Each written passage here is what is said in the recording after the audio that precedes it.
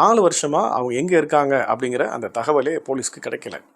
அப்போ வந்து இந்த கேஸ் வந்து சிபிஐ வசம் மாறுகிறது.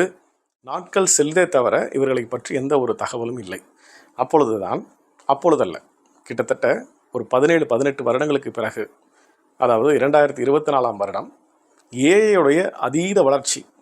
அப்போது இதே நம்ம வந்து இந்த கேஸை வந்து நம்ம ஏஐ மூலமாக, அதாவது ஆர்டிஃபிஷியல் இன்டெலிஜென்ஸ் மூலமாக நம்ம வந்து தீர்க்க முயற்சிக்கக்கூடாது அப்படின்னு சொல்லிட்டு சிபிஐயில் டிபில் மற்றும் ராஜேஷ் உடைய 20 வருஷத்துக்கு முன்னாடி உள்ள புகைப்படங்களை எடுத்து இப்போ அவங்க எப்படி இருப்பாங்க அப்படின்னு சொல்லிட்டு ஏஐ உதவியோட ஒரு இமேஜ் ஜென்ரேட் பண்ணுறாங்க.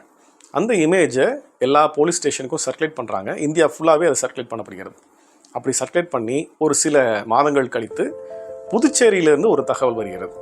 இங்கே 2 பேர் நீங்கள் அனுப்பின ஃபோட்டோஸோடு ஒத்து போகிறாங்க, ஆனால் பேர் வேறு பேர்.